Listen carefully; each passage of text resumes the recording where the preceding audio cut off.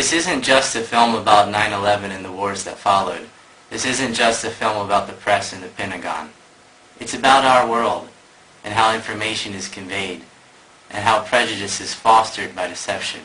About how we are subjected to indoctrination and used and pitted against each other. To understand the massive military expenditures and how they are eating up so much wealth, the first hurdle we have to get over is this trust in the mass media and the stigma against the concept of conspiracy. There are a lot of strange conspiracies about many things, but that is not a reason to reject conspiracies categorically. For example, the Iran-Contra affair was a massive government conspiracy hidden from the press and public for years. It happened in my lifetime, and it involved billions of dollars in multiple countries. This was a case where one part of the government didn't even know what another part of the government was doing. Thousands of people were murdered. Multiple countries in Central America as well as Iran and Israel were involved. And yet it was kept as a total secret from the media, or perhaps by the media, for years. Not only was it possible to hide this from the public, but most of the government was unaware of the activities of a small cabal from within. Covert actions and deception in the press aren't irregular, it's normal.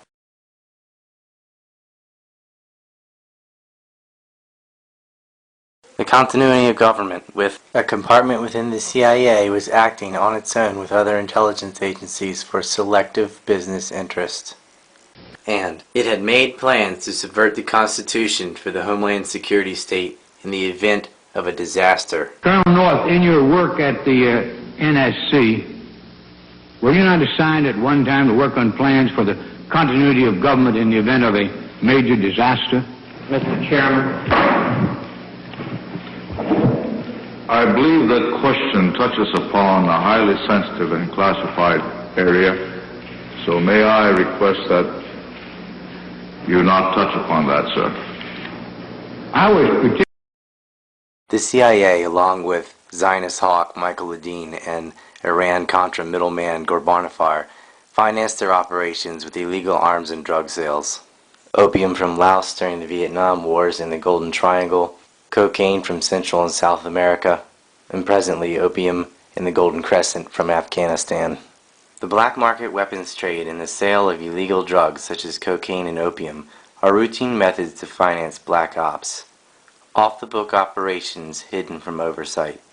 In fact, some of the same people, Ledeen and Ghorbanifar, had themselves neck-deep in the Niger forgeries, which acted as a central lie in the pre-war propaganda of weapons of mass destruction used as a pretext to wage preemptive war on Iraq.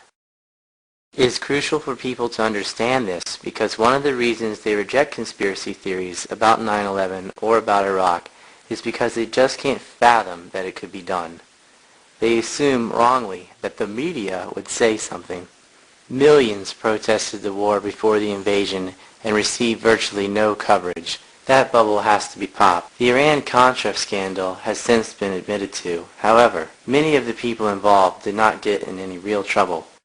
They were simply given presidential pardons, either by Bush Sr. or Bill Clinton. And the commission chosen to investigate the affair was actually chosen to cover it up. This pattern of crime and damage control continues. Take Brent Scowcroft, on the Tower Commission to investigate illegal arms sales, later chairman of the American Turkish Council, and involved in illegal arms trades himself. When patriots expose how blatantly obvious it is that there is a cover-up, regardless of how much evidence they have, the criminal's last refuge is to hide behind the stigma associated with conspiracy. They want you to ignore history in favor of belief based on authority. It is crucial for one to understand the national security state and its capacities before we talk about 9/11 and the lies about preemptive wars. A lead investigator into Iran-Contra gave most of the key suspects immunity. His name was Lee Hamilton. Lee Hamilton was later chosen to be part of the 9/11 Commission. The 9/11 Commission was a complete farce and a total whitewash, but we'll be digging into this bunch later. Let's just say Lee Hamilton had experience covering for the national security state. He didn't lose any sleep over helping the neocons, where Cold Warrior meets Zionist fanatic. On the House Select Committee to investigate the illegal arms trades with Iran was the ranking Republican Dick Cheney, later made Secretary of Defense after the Senate refused to confirm John Tower of the Tower Commission whitewash. Dick Cheney, of course, would serve as vice president for George Bush's son, W., president during 9/11. These crooks continued to work in government regardless of what administration was in charge. And if you're still under the delusion that the left or right matter, you won't be by the end of this film. The CIA and Mossad have conducted countless covert operations and false flags, too many to name. Heads of state have been assassinated, puppets have been installed. The security state's personal interests are thinly cloaked under the guise of fighting communism, or now terrorism. But rest assured, the invasion of Afghanistan had nothing to do with looking for Osama bin Laden or 9/11, and invading Iraq even less. Invading Iraq under such a pretext, even if one swallowed the official version, would be as silly as invading Mexico after Pearl Harbor. Of course, one would think differently after watching the mass media in the run-up to the war. The press is a PR machine for the Pentagon. They acted as nothing but talking heads for Pentagon talking points. The state-run media, if it reports a scandal at all, reports a filtered version of it. And the state-run education, well, we're lucky if our kids can even speak their own native language.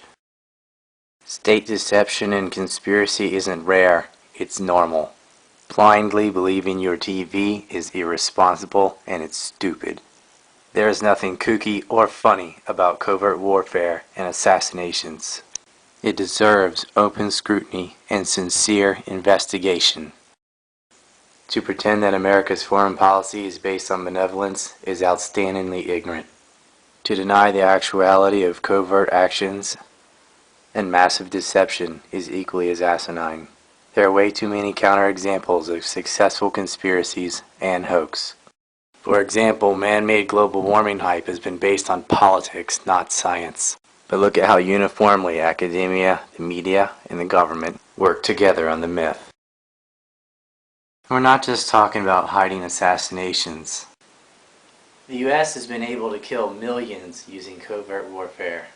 See here John Stockwell talk about the CIA's secret wars on the Third World. We launched the largest, this is something that Jimmy Carter did, Admiral Turner brags about it, the operation in Afghanistan. Biggest single operation, I'm told, in the history of the CIA's secret wars. And sure enough, very quickly we produced the Golden Crescent, which is still the largest source of heroin perhaps in the world today. Trying to summarize this Third World War that the CIA, the U.S. national security complex with the military all interwoven in it in many different ways, has been waging. Let me just put it this way. The best heads that I coordinate with studying this thing, we count at least minimum figure 6 million people who've been killed, and 6 million people who've been killed in this long 40-year war that we've waged against the people of the Third World. Iran-Contra took the Kissinger model to new heights. Never had the military and intelligence agencies sought so many private sector sources of finance to such a degree. And in keeping with the distancing factor of the old British system of privateering, combined with the leverage of the global arms industry market, the U.S. had no shortage of willing partners to needlessly kill for profit. The fact that it was done showed a new step in the magnitude and capacity for multinational covert activities completely divorced from moral limits or even common interests other than profit. Israel's ability to completely control coverage of its crimes is important. 9/11 was immediately falsely linked to Iraq by Israel. And as you will see, the pre-invasion hype, the anthrax attacks, spies, and even 9/11 itself all link back to Israel. However, the U.S. was a willing partner. The U.S. wasn't fooled. It was fed a pretext, which it eagerly accepted. The plans for war, the Patriot Act, and massive profiteering had already been made and decided for years. The war in Iraq wasn't based on mistaken intelligence. It was based on lies, known deceptions. However, if a person relies only on television to tell them that Iraq did not have weapons of mass destruction and there never was any evidence for that claim, that the U.S. had no real interest in liberating the Kurds or allowing a legitimate democracy, that they planned perpetual war from the start, that permanent bases were always part of the agenda, and that intelligence agencies intentionally fostered religious infighting, even going as far as posing to be one faction while murdering another to set off cycles of revenge killings. Then they will always be in the dark, because this is not going to be on television. The media doesn't report it. The media is owned by the Pentagon. They have overlapping board of directorates. It is one large corporation. They lie. Iran-Contra was a conspiracy. John Poindexter was convicted of conspiracy. Here we have a massive geopolitical covert operation done by a faction within the American government concentrated in the office of the Vice President and the Department of Defense, working jointly with a faction in Israel to illegally sell arms and drugs in order to procure profits to pay off the Contras to fight the Sandinistas. And the entire time that the Americans and the Israelis are working together to do this, the Israelis were spying on the United States and stealing nuclear secrets. It wasn't until after Iran-Contra was busted that Jonathan Pollard was also ousted as a spy for Israel and thrown in jail. Later, in the build-up to 9/11, once again, we have a cabal within the U.S. concentrated in the office of the Vice President and the Defense Department, working with Israel to set up this event. And the entire time, again, Israel was spying on the United States and stealing nuclear technology. And then if that isn't enough, the same men that whitewashed the investigation into Iran-Contra were chosen again to whitewash the investigation into 9/11. That is why I'm bringing up Iran-Contra and Israel. People involved in Iran-Contra were also part of the continuity of government, an emergency backup government that became a shadow government. The Contra operation was run out of the office of the Vice President by former CIA Director George Bush Sr. George Bush Sr. was the director when the CIA was preparing intelligence cells in Pakistan and Afghanistan to fight a proxy war with the Soviet Union in Afghanistan. Call them modern privateers. In the early 1980s, bin Laden worked with operatives from U.S. intelligence, the Pakistani military, and Arab states. They ran a wide-ranging covert network that recruited and financed Muslim fighters to battle the Soviet army. These units were used again to finance 9/11 hijackers, who were under the protection by top officials of Chertoff and Goss, who intentionally stifled FBI attempts to investigate members of these cells, thus assuring 9/11's success. The question is, did the privateers double-cross the U.S. in a form of blowback, or was it jointly planned? It was planned and assisted. Not only were the bagmen who financed the operation protected, the hijackers themselves were relocated 2 steps ahead of the FBI, thanks to the Israelis' phone taps and monitoring of both the feds and the hijackers themselves. Some American terrorism investigators fear certain suspects in the September 11th attacks may have managed to stay ahead of them by knowing who and when investigators are calling on the telephone. And what troubles investigators most, particularly in New York in the counterterrorism investigation of the World Trade Center attack, is that on a number of cases, suspects that they had sought to wiretap and surveil immediately changed their telecommunications processes. They started acting much differently as soon as those supposedly secret wiretaps went into place. They also monitored the airports and planes. Those were needed to explain and justify the event. The assured damage was done by bombs within the buildings. As you will see later, bombs and bombers were found on 9/11. The bombers were released, and the steel from the building was quickly destroyed, shipped off to China and India. There is no way this was done simply as a double cross. No one but the government itself would have the means to do something like run a drill of the exact scenario of 9/11 on 9/11 to assure that interceptors would be too far away and confused to stop the planes. Dick Cheney, Vice President and husband of the President of Lockheed Martin and longtime member of Project 908, purposely held back defense until it was too late to act.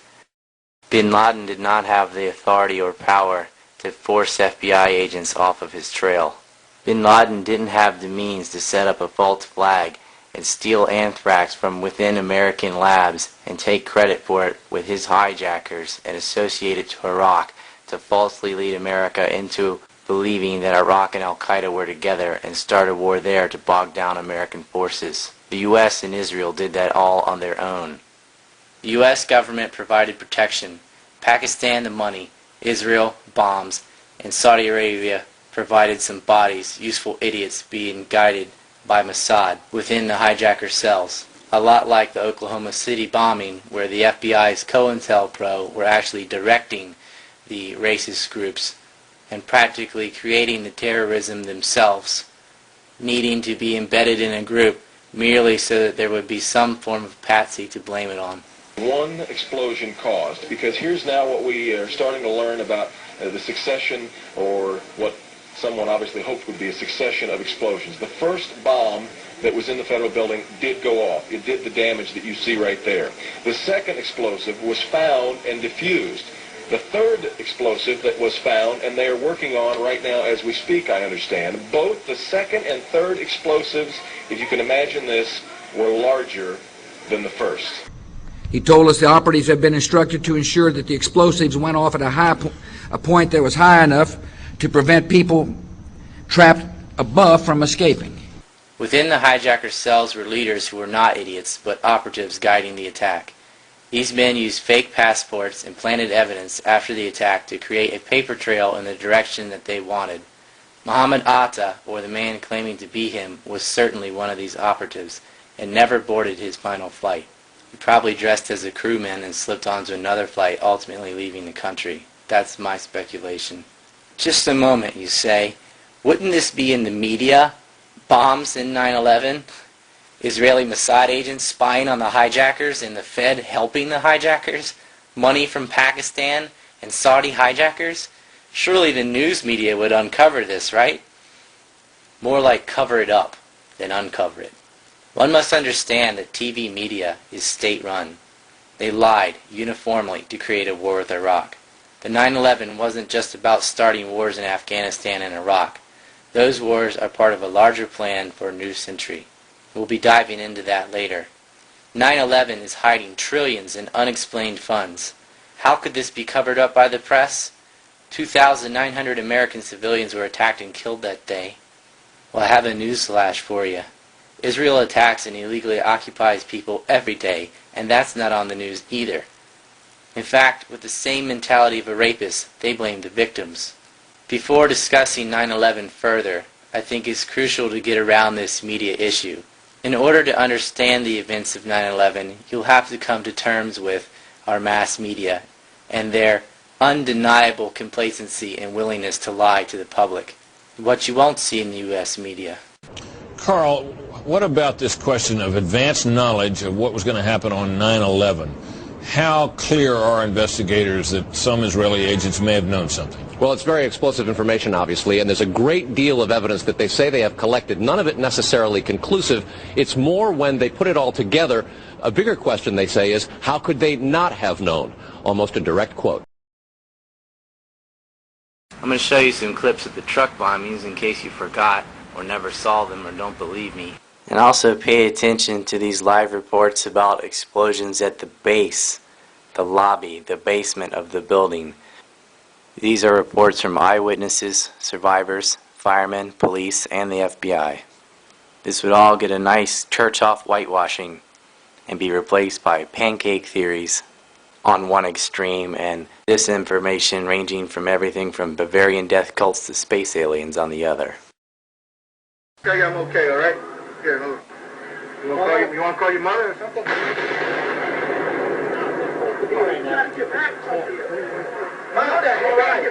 right?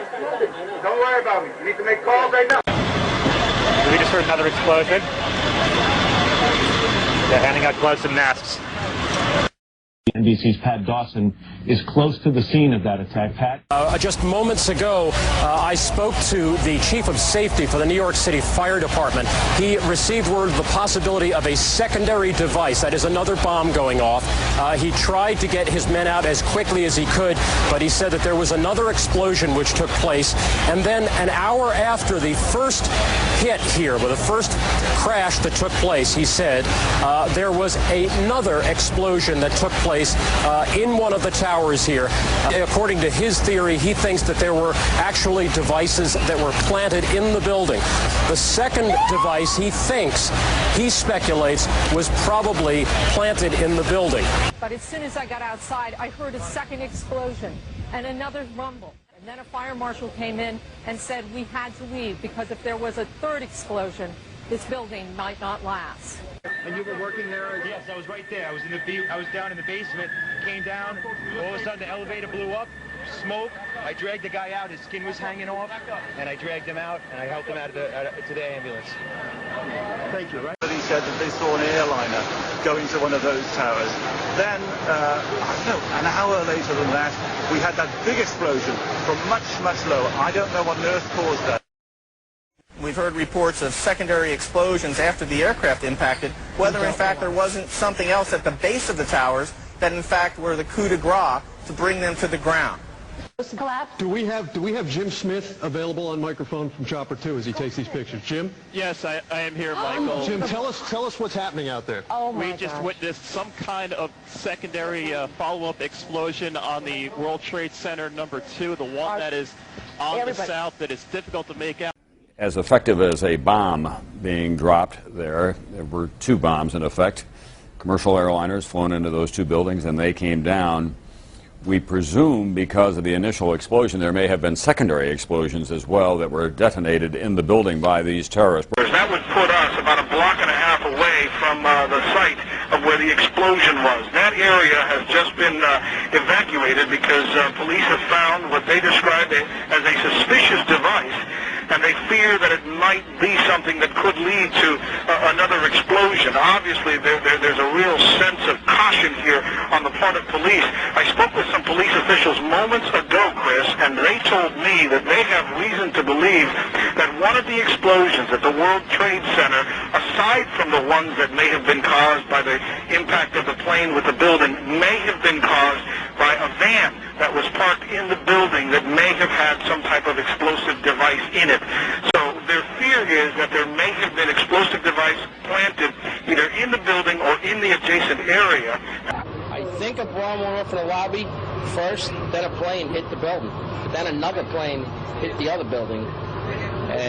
But when I was coming through the doors on the other side of the Trade Center, either they blew the lobby up or something, because it blew the glass out of the doors and knocked us all down, and I got smoke and everything on me. I just feel a little shook up because I got blasted, so. The ladies that are with me were in the World Trade Center in the first building and escaped through the lobby where they believe there was a bomb in the lobby. And even the turnstile was burnt and was sticking up, and they just told us to run. And as we were coming out, we passed the lobby. There was no lobby. So I believe the bomb hit the lobby first, and a couple of seconds in the first plane hit. And all of a sudden it sounded like, I don't know where the subway is, but it sounded like a subway collision, a bomb, and it was just pounding, boom, boom, boom, and I literally thought the subway had exploded and all the cars pissing around on top of it. It was so loud. I was actually in the subway heading towards the World Trade Center right around Franklin Street, and after the first explosion, the subway station started to fill with smoke. The subway cars started to fill with smoke, and the subways actually stopped. It was that he was in the lobby of World Trade Center 1 when the first plane hit. And when the debris started coming down, he went back to go into the building to protect himself and was in the revolving doors going back in off West Street when he looked up and a fireball came flying out and blew out all the windows and threw him back onto the street. Once the plane hit the top, and that's when the bomb was going off on the first floor. It's like the plane was actually hitting the first floor. You was hearing boom, boom, boom, boom, boom, boom, boom. Explosion that was in the World Trade Center at about 8:46 a.m. in the morning. The explosion came from, I believe, at first we believed that it came from the mechanical room. And then we heard a series of other explosions that sounded up on the above levels of the building, to where we then realized that there was something wrong and there was a major problem. What happened? It was an explosion. He was in the lobby, and the third explosion, the whole lobby collapsed on us. What was it like? What was it like? Horrible. Like hell.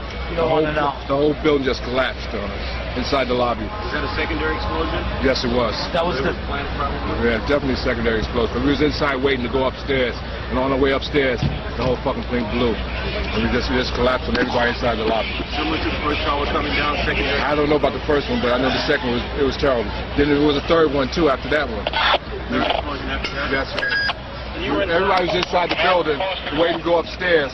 And they just let loose. Everything just let loose inside the building. So what you told me is that there was a plane or whatever hit the building, and then a secondary explosion. It was like 3 explosions after that. We came in after the fire. We came when the fire was going on already. We was in the staging area inside the building, waiting to go upstairs. And they exploded. The whole lobby collapsed on the lobby inside.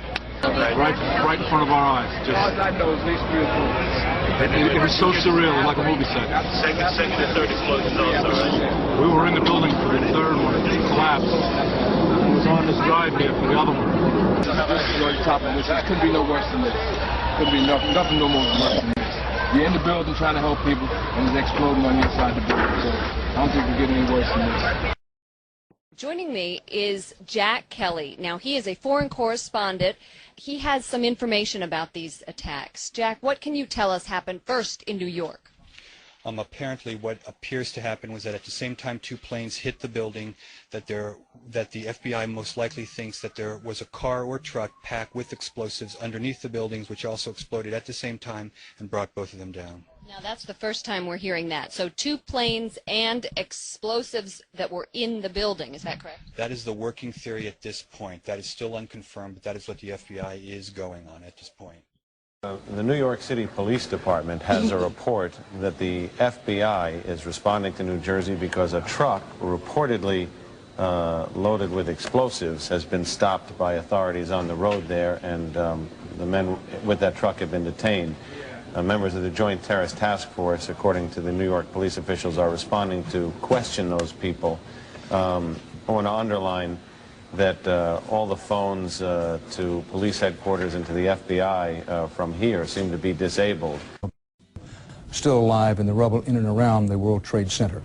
And word late tonight that 2 suspects are in FBI custody after a truckload of explosives was discovered around the George Washington Bridge. That bridge links New York to New Jersey over the Hudson River. Whether the discovery of those explosives had anything to do with other events of the day is unclear, but the FBI has 2 suspects in hand, said the truck load of explosives, enough explosives were in the truck to do great damage to the George Washington Bridge. But they arrested the 2 suspects and they're questioning them as we speak. There are at least 2, possibly 3 vans stopped by police on 9/11, and another 4th van spotted by a journalist. One had 5 individuals and traces of explosives. Another had 2 individuals and was packed with explosives. The 3rd van got away, and the 4th was a diversion. The first van had been spotted earlier in Liberty State Park by a witness who saw 3 men celebrating and filming the World Trade Center attack. Because of the timestamp of the bolo, as well as reports from the New York Times and Fox, we know these men had been filming the entire event, which shows prior knowledge. Because of the matching license plates, we know that this was the same van later pulled over on Route 3 in East Rutherford by police, which had 5 individuals. Now, either the witness from Liberty State Park had not seen 2 of the men, or the 3 she did see had picked up 2 more. They were all Israelis, and had taken pictures of themselves flicking lighters with the burning World Trade Centers in the backdrop. The second plane had not even hit, and many people assumed the first was a bizarre accident. But not these excited Israelis. They knew. Their van was traced back by its logo, Urban Moving Systems, to a front for the Israeli Mossad, Israel's CIA. And 2 of the 5 men arrested's names popped up on the CFI and FBI's database as Israeli agents. They had over $4,700 stuffed in a sock and highlighted maps of New York and New Jersey. This event, damning as it is, has had a Lewinsky-style distraction effect, pulling attention away from the far more damning van stopped near the George Washington Bridge packed with explosives. Aside from eyewitnesses, the van bombs and arrests were reported by ABC News, CBS, CNN, Haaretz, Jerusalem Post, Fox News, USA Today, The Wall Street Journal, the police themselves, Army Radio, several New Jersey papers, and so forth. And Urban Moving Systems was only one of several fronts working that day, which also had prior access to the towers. These were not the only two mysterious set of vans stopped on 9/11. There was a third truck, which was obviously a diversion, on King Street, which actually depicted a mural of a plane slamming into the World Trade Centers, and those two individuals were arrested. Obviously, this was a diversion to pull police in that direction, because no one would drive around in a truck with a painting of 9/11 on it on 9/11 unless they were purposely trying to attract the attention of the police and pull them in a certain direction. With a mural painted of an airplane diving into New York City and exploding. I don't know what's in the truck. The truck is in between 6th and 7th on King Street. Alright, Jeff, I'll send the issue in the bomb squad there for Westgate. The bird? Airplane diving into New York, blowing up. 2 men got out of the truck, ran away from it. We got those 2 under. That's good. Listen, you need any further on those 2 guys over there? You alright over there, Kate? Yeah, both suspects under K. We have the suspects who crib. Go in the van and then... There was also an emergency 911 telephone call reporting that Palestinian bomb makers in a white van were headed for the Holland Tunnel. Unless they had a flag or something, I'm not sure how the caller would be able to tell if they were Palestinian or not. The caller, using poor English, said, "I see them at the airport mixing something, and they were dressed like sheiks, dressed like an Arab." This would have fit well with propaganda aired later in the day of dancing Palestinians celebrating the attacks on 9/11, which turned out to be a false tape. Of course, the only people driving around in vans for an intelligence agency who actually were celebrating the attacks and were caught dancing were Israelis, and the first words out of the driver's mouth were, "We're Israelis, we're not your problem, Palestinians are the problem." Apparently this idiot hadn't put it together that the plan hadn't worked out as smoothly as they had hoped. Yarn Schmel lied to police about where they were at the time of the World Trade Center attacks. We know he was one of the original 3 of the 5 arrested because he admits it later on an Israeli talk show that he was there taking pictures of the event.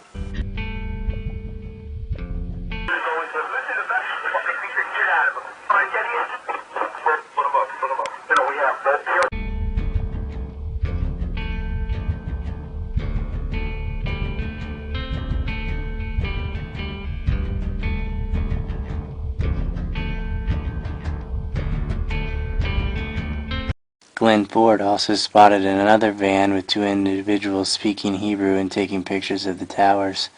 The van must have been in the park before or just as the towers were hit, because the park was closed after the first tower was hit. It was one of the only vehicles remaining in the park. The 2 men lied and said they were Polish. The Israelis arrested on 9/11 who were driving around in vans which were a front for the Mossad were detained and interrogated and failed their polygraph test. However, they were released by Chertoff and deported back to Israel and left alone. The owner of the Urban Moving Systems warehouse fled to Israel. The FBI raided the complex and confiscated computer hard drives, and the FBI listed him as a 9/11 suspect, and he remains a suspect by the FBI's official version. However, Israel is not going to let him go, and the press isn't going to pressure for it. The creation of the Department of Homeland Security, briefly called the Office of Homeland Security, an executive post-9/11 spawn before the Homeland Security Act passed later to make it officially and legally more legitimate and changed its name, quietly incorporated FEMA, the Federal Emergency Management Agency, under its wing. FEMA was responsible for the 9/11 cleanup. Oddly, they were positioned in New York September 10th, the night before the attacks. To be honest with you, we arrived on late Monday night and went into action on Tuesday morning. And not until today did we get a full opportunity to work the entire site other than the spot at Church and Day to which we were deployed. Reagan was elected to the presidency, he installed Louis Giuffrida as head of FEMA, the Federal Emergency Management Agency. Giuffrida, North, and George Bush began to turn FEMA into an instrument of domestic anti-terrorism. You're dealing with a group of people in the Reagan administration who equated political dissent with treason, and who cannot differentiate between emergency procedures, which I think everyone agrees are necessary, and suppressing political dissent. And with North and Poindexter and Casey, you had a group of people who saw Americans who disagree with them as the enemy. FEMA, along with BPAT, gave some wonderfully silly cartoon explanations for how the towers collapsed. This administration seems to love cartoons. BPAT and FEMA, of course, worked together before in the Oklahoma City bombing cover-up. Managing emergencies meant controlling the crime scenes. Their powers would grow, ignoring habeas corpus in the Constitution. They seem more interested in building prisons than aiding victims of disaster. Apparently, aiding disasters is a security issue. They quickly had all the steel from the buildings shipped off to China. Future head of the Department of Homeland Security, Michael Chertoff, who at the time led the Department of Justice's Criminal Investigations Division, had dozens of the Israelis arrested on 9/11, including those filming and celebrating the attacks, driving around in vehicles that came from a front from Mossad, deported back to Israel for simple visa violations. Michael Chertoff is a co-author of the U.S. Patriot Act, totalitarian legislation pushed through Congress under the threat of anthrax. Michael Chertoff is the product of a hardline Zionist family. His mother, born in Palestine, now Israel, was a participant in the intelligence operation Magic Carpet. His father was a Zionist rabbi, as was his uncle, and his wife is a leader in the ADL. His first cousin, also the son of a rabbi, is Benjamin Chertoff. Benjamin Chertoff was the editor of Popular Mechanics, the main neocon go-to source to explain 9/11's goofy physics and promote the pancake propaganda. FEMA itself had no explanation for World Trade Center 7, a 42-story building that CNN and the BBC both reported had collapsed before it fell. We'll leave it there for the moment. We've got some news just coming in, actually, that the Salomon Brothers building in New York, right in the heart of Manhattan, has also collapsed. Many are saying is the worst attack on the country since Pearl Harbor. A huge operation is underway to find survivors from the wreckage of both towers of the World Trade Center in New York. They collapsed after hijacked airliners with passengers on board were flown into them. The 47-story Salomon Brothers building, situated very close to the World Trade Center, has also just collapsed. Now, more on the latest building collapse in New York. You might have heard a few moments ago I was talking about the Salomon Brothers building collapsing. And indeed it has. Apparently that's only a few hundred yards away from where the World Trade Center towers were. And it seems that this was not a result of a new attack. It was because the building had been weakened during this morning's attacks. We'll probably find out more now about that from our correspondent, Jane Stanley. Jane, what more can you tell us about the Salomon Brothers building and its collapse? Well, only really what you already know. Details are very, very sketchy. There's almost... Way to jump the script, guys. The 9/11 Commission's way of dealing with it was to not deal with it. They simply didn't address it in their report. A skyscraper housing offices for the CIA, and more importantly, the Security and Exchange Commission, investigating tens of billions of dollars in corporate fraud going up in smoke, isn't something you just ignore and skip. It looked rather stupid without Flight 93 reaching its final destination for Building 7, but they had to do it anyway. There have been whistleblowers, of course, even from within FEMA, photographers who are now in exile. But who do they turn to? They can't go to the government with it, and they certainly can't go to the mainstream media with it. So if you're asking why don't more people come forward, how exactly would you like them to do that? Go to who? And say what? Jet fuel, also known as kerosene, didn't weaken or melt in any of the steel. Did the mass media claim that rocket fuel or jet fuel got the temperatures high enough to weaken steel on the truss and have floors collapse one by one like pancakes on top of each other, apparently with no resistance at free fall speeds as well? But here we have a woman standing in a hole next to the truss. She's not burned. She's got a towel or some papers or rag or something she was waving around. Apparently her hair and clothing and the paper or towel that she had in her hand must have been made of the same magic fibers as the passports that didn't burn.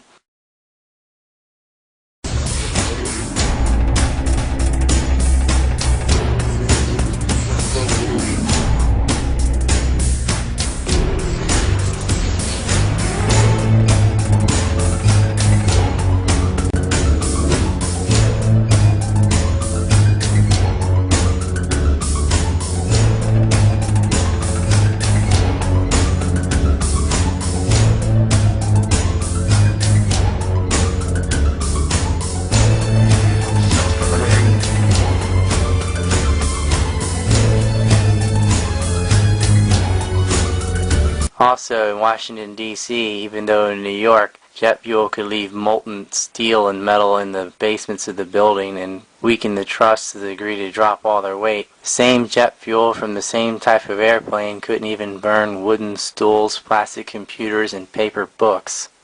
That must be it. Things made of paper, like passports and books, don't burn in fire, but metals do. Welcome to Bizarro World Physics. But most people will say what they're paid to, or whatever advances their career. Of course, people have similar conclusions when they begin from a false premise and tons of misinformation. A lot of engineers and scientists parroted the official explanation or faith-based pancake claims and 19 guys led by a man in a cave on a defibrillator. Science is politicized. They got a lot of scientists, at least according to the gerrymandered statistics, to promote the myth of global warming as well.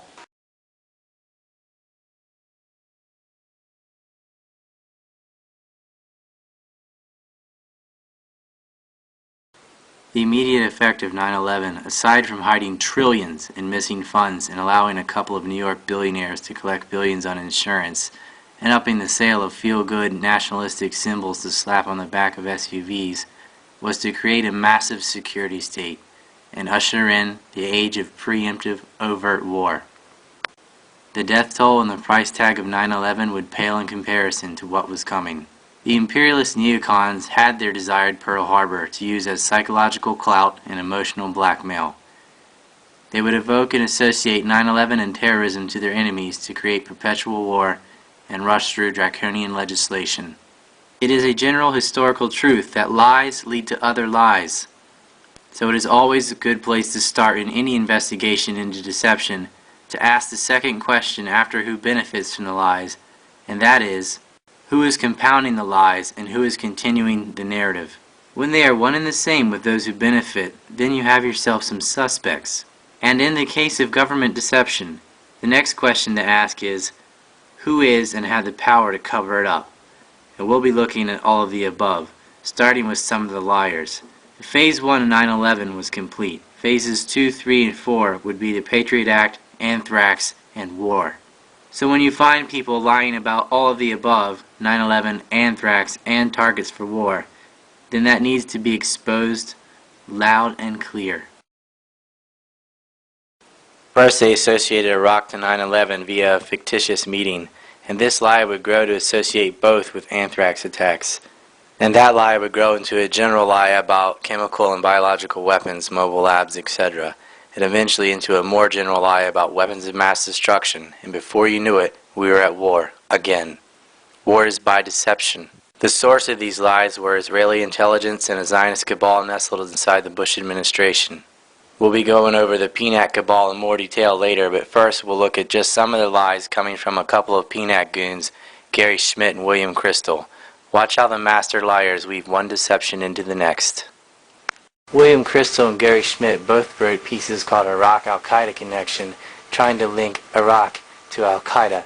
Gary Schmidt referred to Fred Barnes from the Weekly Standard, saying that the Czechs had given him a photograph of Atta meeting in Prague with Iraqi officials. They kept repeating this line again about the Prague meeting between Muhammad Atta and Iraqis. Fred Barnes wrote a piece called Muhammad Atta Was Here, in which he accused the meeting of happening and having photographic evidence for it, as well as alluding that the Iraqis may have passed biological, chemical, or even nuclear weapons to Al-Qaeda. Of course, no such photo existed, because Atta was never there, and the Iraqis had no biological or chemical weapons to give. But this Zionist cabal would not be the only ones to try and make these claims. The Israelis would also do so, which we will cover later. It is clear that Israeli firsters within the U.S. falsely linked Iraq to the 9/11 attacks. This would be done so again in the letters for the anthrax attacks, which were also initially blamed on Al-Qaeda, which read "Death to America" and "Death to Israel." I think you can start to see the clear picture coming around here. This isn't simply a case of the Israelis using a crisis to their advantage. Israeli Mossad agents were living next door to Muhammad Atta. They knew very well what was about to happen.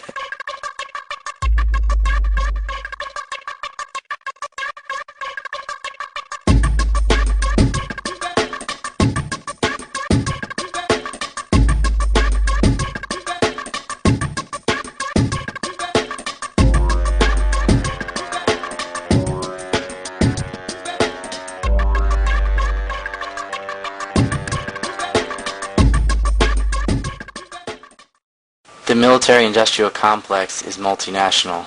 Regional privateer cells comprise an international ring of rent-a-terrorists for the continuity of government, and this is where the missing money is. Key players in the U.S. had legislation pre-written ready to push through Congress the moment after the crisis began.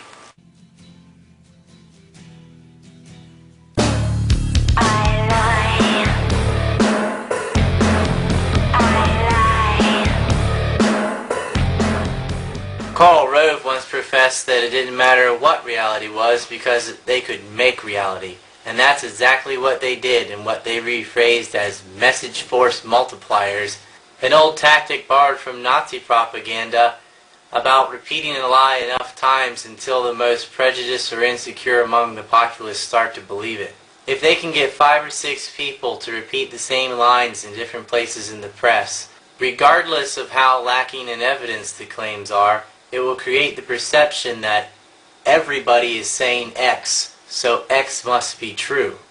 This lemming effect works particularly well with scare tactics, and it is used over and over by the mass media as a form of deception or distraction. Here is who all kept repeating the Iraq is with Al-Qaeda lie, as well as the compounding lies that they merged with it.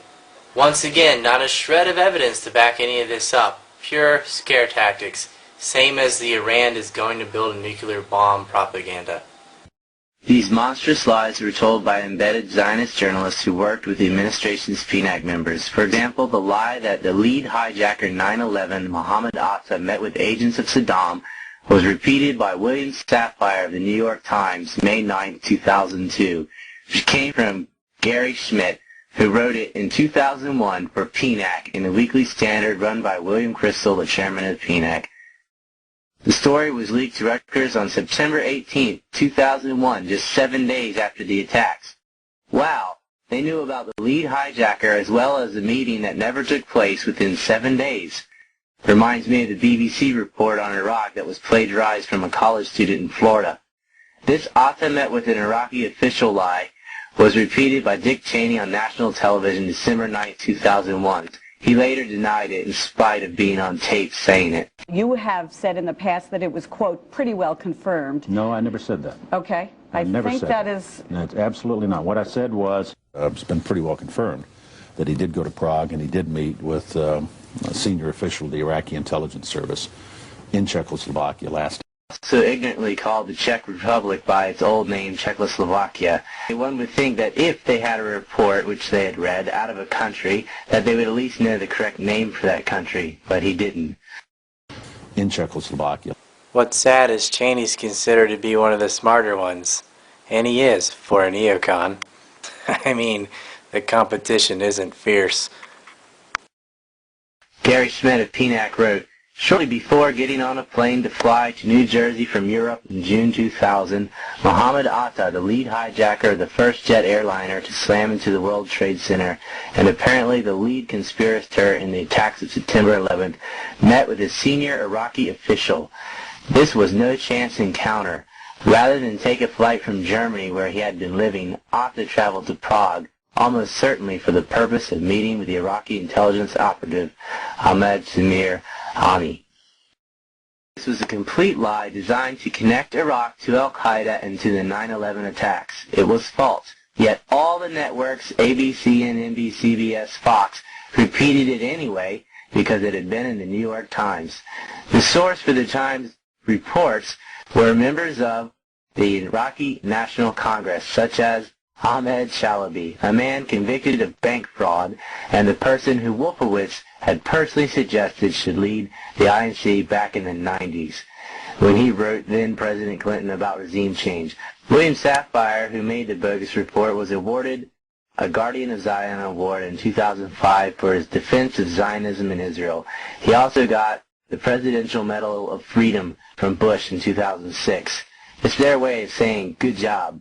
What the neocons were doing is planting stories from known false sources on willing journalists and then quoting them as sources for what was in reality their own lies to begin with. In this triangle, the Office of Special Plans told the INC what to say, and then the journalists claimed them as sources, and then the Pentagon quoted the journalists. Of course, the Prince of Darkness was a message force multiplier. December 28, 2001, in an op-ed in the New York Times, Richard Pearl wrote, "We must strike Iraq. Evidence of a meeting in Prague between a senior Iraqi intelligence agent and Mohammed Atta, the September 11th ringleader, is convincing."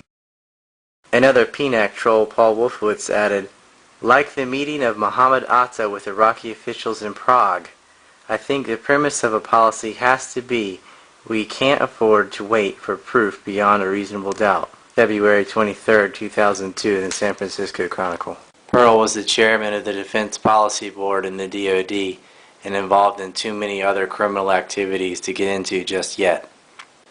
Paul Wolfowitz was the Deputy Secretary of Defense and later the head of the World Bank, and also involved in too many crimes to get into just yet. They can get away with it. It's like they want to be caught. They are laughing at you. For those of you who actually need to see the lies about weapons of mass destruction that the mainstream media and the neocons repeated over and over, I will give you this rather famous YouTube clip. There are a lot of people who lie and get away with it. And that we will in fact find weapons or evidence of weapons programs that are conclusive. I don't think we'll discover anything myself. It appears that there were not weapons of mass destruction there. You said you knew where they were. I did not. We know where they are. They're in the area around Tikrit and Baghdad and east, west, south, and north. Well, first of all, I haven't lied. There are a lot of people who lie and get away with it. Talking about lies and your allegation that there was bulletproof evidence of ties between Al-Qaeda and Iraq. Was that a lie? Intelligence gathered by this and other governments leaves no doubt that the Iraqi regime continues to possess and conceal some of the most lethal weapons ever devised. Our people are going to find out the truth, and the truth will say that this intelligence is good intelligence, no doubt in my mind. I don't know anybody that I can think of who has contended that the Iraqis had nuclear weapons. And we believe he has in fact reconstituted nuclear weapons. Saddam Hussein is determined to get his hands on a nuclear bomb. We cannot wait for the final proof. He's got him. He's got him. The smoking gun. He's got him. That could come in the form of a mushroom cloud. Colin Powell didn't lie.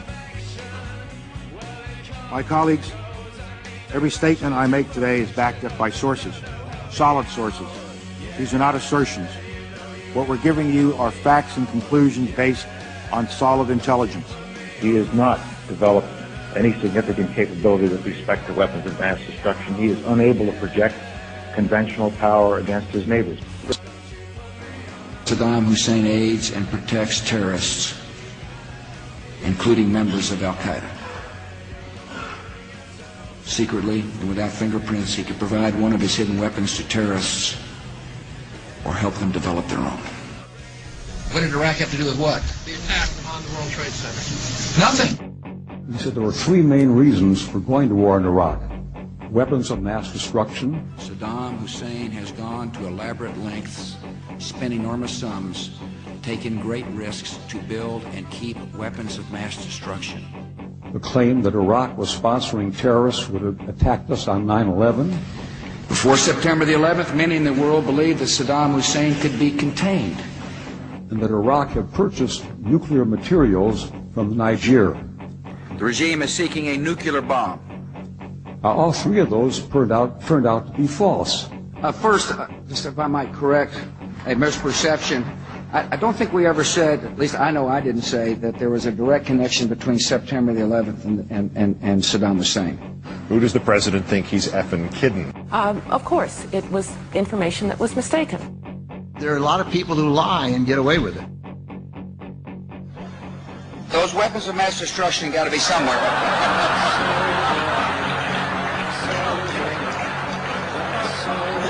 Nope, no weapons over there.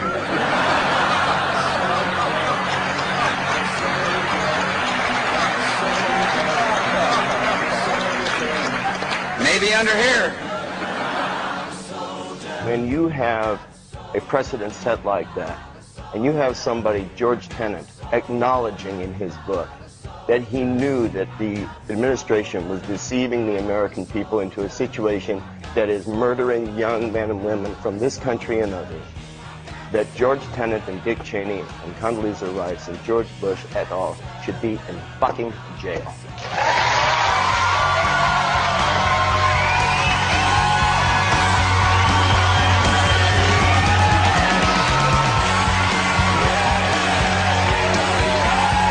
I'm tired as hell, and I'm not going to take this anymore!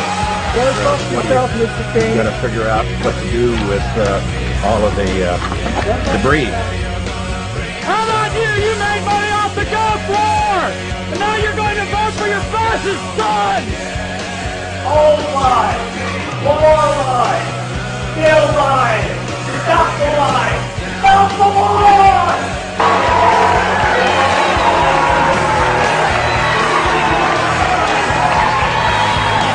Andrew Todd Jr.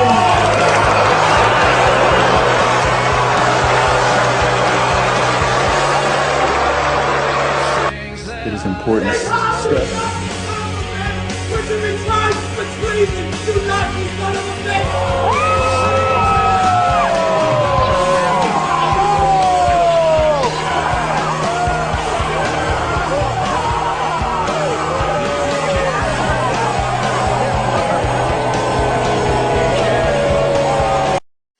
Also working with William Safire at the New York Times was Judith Miller. She made up the lie about Iraq's aluminum tubes allegedly being used as centrifuges in a nuclear reactor. Never mind the fact that that wouldn't physically work anyway if it was true. That doesn't seem to matter. I already explained to you that these people aren't very bright. But they don't worry about that, you see. They know that it doesn't really matter how bad their lies are. They're going to be accepted anyway because their entire role is to just facilitate some sort of pretext for war. Miller was also the journalist that spread the lies about Saddam having weapons of mass destruction under his palaces or in mobile trucks.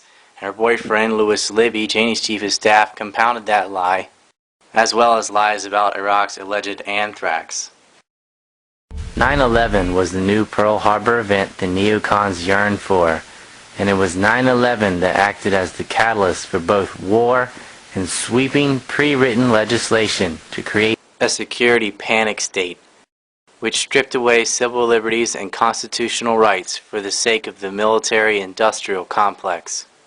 It's important to look at the events before, during, and after 9/11 in order to understand it. It is also important to look at who was chosen to investigate it. Two huge bills were created which have forever changed America: the Patriot Act and the creation of the Department of Homeland Security. The Congress passed these monsters while it was under the duress of an anthrax attack. At the time, the politicians and the mass media pinned the anthrax attack on Al-Qaeda. The notes from whoever sent it read, death to America, death to Israel, automatically generating sympathy for Israel's struggle. Israel, a brutal apartheid regime, was linked to America's enemies. One lie led to another. First, Al-Qaeda was behind the anthrax attack, and then 2 more lies were created to connect Al-Qaeda to Iraq and Iraq to 9/11. The mainstream press never asked for evidence of the claims being made. They just repeated them obediently and blindly. Some were even dumb enough to take the Israelis at their word, as if Israel has never lied to the United States and would have no motive to implicate its enemies with such a tale. The London Times reported that the Iraqis were seen passing anthrax to Al-Qaeda. Their sources, Israeli intelligence. Here we can see the beginnings of setup. With this lie, they connected 9/11 to Iraq. There was no meeting in Prague. There were no Iraqis passing anthrax to hijackers. There were no Iraqis even talking to hijackers. Next, Iraq was said to be making biological weapons of mass destruction, including anthrax, in mobile weapons labs. This lie came from Judith Miller of the New York Times, the girlfriend of the lawyer for the Mossad, Louis Libby. Here's a woman who tried to blame both the 1993 World Trade Center attack as well as the Oklahoma City bombing on Iraqis. She claimed that Iraq was using mobile weapons labs to hide its biological weapons of mass destruction and was capable of producing anthrax. Judith Miller was also a journalist who got a hoax letter of anthrax. It's interesting because the first set of these hoax letters were postmarked by the real attackers before there was reporting on the anthrax. So why send Judith Miller and Fox News pretend attacks? And yet the attackers sent real anthrax to others who opposed the Patriot Act and the war. The formula is simple. 1. State Al-Qaeda attacked the U.S. with anthrax. 2. State Iraq has biological and chemical weapons of mass destruction, including anthrax. 3. State that Al-Qaeda met with Iraq. 4. State that Iraq gave anthrax to Al-Qaeda.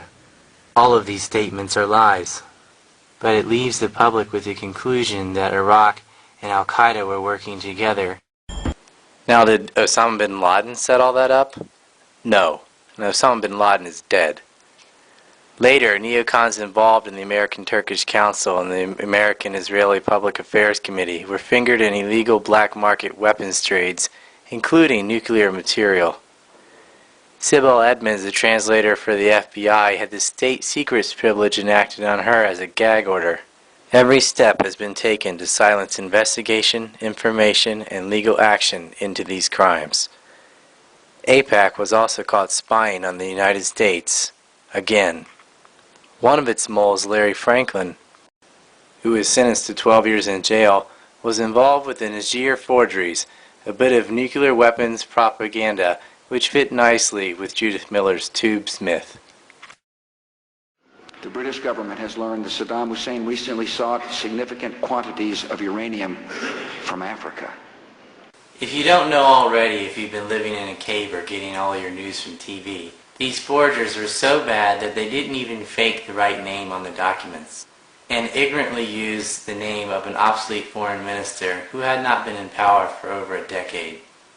It would be the equivalent of trying to pass off a modern document today and signing it Ronald Reagan, which is not even possible. This bogus information was used anyway, despite being debunked immediately, even by our own CIA.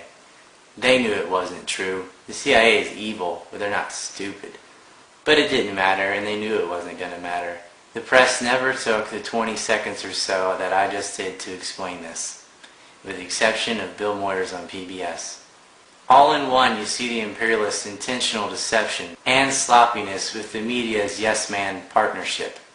They can't claim incompetence when they're the ones faking the documents, and the media can't claim ignorance when they will not report on the matter even after the fact.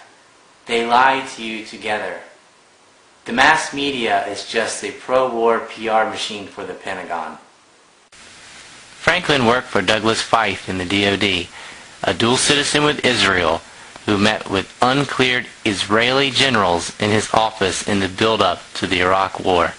Fife with Pearl set up something called IAI, the International Advisors Incorporated, in Turkey to act as a miniature ATC. Fife was a sole shareholder. It is essentially just another bubble to profiteer through.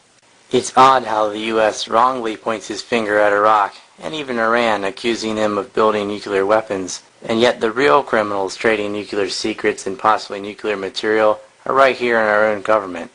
Our Undersecretary of State and former ambassador to Turkey, Mark Grossman, is implicated in just such a crime. And even though he'd been caught red-handed with these dealings with the Turks and the Israelis, nothing could be done about it because the whistleblowers were gagged. To quote an old write-up from Justin Raimondo, one of the best muckrakers out there, immediately after 9/11, the FBI arrested a bunch of people suspected of being involved with the attacks, including 4 associates of key targets of FBI counterintelligence operations. Sibel heard the targets tell Mark Grossman, "We need to get them out of the U.S. because we can't afford them to spill the beans." Grossman duly facilitated their release from jail, and the suspects immediately left the country without further investigation or interrogation. That's the number 3 man at the State Department facilitating the immediate release of 9/11 suspects at the request of targets of the FBI's investigation. He's sourcing the Sunday Times, the same paper that Mordecai Vanunu turned to break the story about Israel's secret nuclear arsenal. Unfortunately, Vanunu landed in jail for that. It would be Mark Grossman who warned his associates to stay away from Brewster Jennings' a front for the CIA, particularly the wing that Valerie Plame was working for, which worked on tracking nuclear weapons proliferation. This became more public knowledge when Novak and Louis Libby told the world to stay away from Brewster Jennings and associates by ousting Valerie Plame as a covert agent. By ousting her, it was easy to deduce that the company she worked for must have been a front, and thus all of the CIA agents working for that were gone. They're pointing the finger at Iraq and Iran, but we know which country in the Middle East secretly has nukes. We know which cabal within the United States is selling this information on the black market, and it's in our own government. It's Fife and Pearl and Grossman and the same PNAC Zionist traitors that have led to the war in Iraq, helped cover up Niger, ousted Valerie Plame, and blackmail politicians for their own financial interest. And who were the end buyers for these nuclear secrets? General Mahmoud Ahmed, the same man who wired $100,000 to 9/11 hijacker Mohammed Atta, who I've just explained was an Israeli agent. And from the general, it would pass on to AQ Khan, and from there to all the black markets, I assume to the highest bidders. Not only were they selling nuclear secrets, they were also selling hooking points. Soft spots for blackmail to manipulate U.S. officials. Sibel Edmonds made valid complaints about a colleague who was leaking information illegally. Sibel gets gagged and released from her position, but the woman she complained about turns out to be the daughter of an official who worked for the general. And what happened to the other leakers? Well, Robert Novak would die, Louis Libby would have a trial, be convicted, found guilty, and then Bush just commuted his sentence anyway. It's a little ironic that Louis Libby gets his sentence commuted by George Bush when Louis Libby was the lawyer for the Mossad agent Mark Rich, who got a pardon from President Clinton for his role in Iran-Contra illegal money laundering and not paying his taxes. You know, it could really come full circle here with Rich's partner Pinky Screen in the DynCorp sex scandal, but I just don't have enough time to get into all that. That would take a whole separate movie. Sibel's 3-hour interview report in a SIF facility for the 9/11 Commission was redacted, and I'd say about 98% of it completely censored. She may as well have been talking to the wall, because none of that information was shared. They just wanted to know what she knew. Oddly, a male hooker, Jeff Gannon, who Karl Rove brought in, who was pretending to be a reporter for a fake news agency, Talon News, referenced internal government memos about the Plame affair before they were made public. This is a male hooker spending the night at the White House. I wonder how he got access to that information. And where was the ISI's general on 9/11? He was having breakfast at Capitol Hill with the director of the CIA, Porter Goss, and also Bob Graham from Florida, the senator for the Senate Intelligence Committee. Around the same time, Osama bin Laden's brother was having breakfast with George Bush's father to discuss business deals. George Bush Jr. was in Florida reading a book to some kids. Apparently this book had a little television inside of it which magically had the first plane hitting the towers on it, because Bush claimed not once but twice that he saw the first plane hit. That was impossible because coverage of the first plane hitting didn't air on the day of 9/11. It came after, when they found the French filmmakers who caught the attack serendipitously. Chief of Staff, well, first of all, when we walked in the classroom, I had seen this plane fly into the first building. There was a TV set on, and I thought it was pilot error. It's almost as if he had rehearsed what to say and then royally messed it up. I was sitting outside the classroom waiting to go in, and I saw an airplane hit the tower of a TV. The TV was obviously on, and I used to fly myself, and I said, well, there's one terrible pilot. And why didn't the Secret Service react after the second plane hit to get the president out of his publicly announced location if they were so worried about terrorism? And where was Mr. Dick? Dick Cheney was in a PEOC bunker making damn sure the next plane hit its target. Transportation Secretary Norman Mineta recounts. During the time that the airplane coming in to the Pentagon, there was a young man who would come in and say to the Vice President, the plane is 50 miles out, the plane is 30 miles out. And when it got down to the plane is 10 miles out, the young man also said to the Vice President, do the orders still stand? And the Vice President turned and whipped his neck around and said, of course the orders still stand. Have you heard anything to the contrary? Well, at the time I didn't know what all that meant. And the flight you're referring to is the flight that came into the Pentagon. Yeah. Did Cheney order a stand down or a shoot down? Considering that he tries to lie about his whereabouts, and the little fact that the Pentagon was hit, shows that the order wasn't a shoot down, and the young man wouldn't be questioning the orders or quoting the miles either if it were.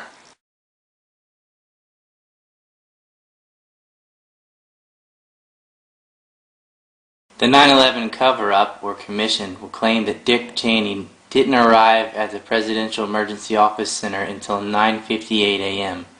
They can't take a later timestamp than that because we have a photograph of all of them at 9:59 when the First World Trade Center was collapsing.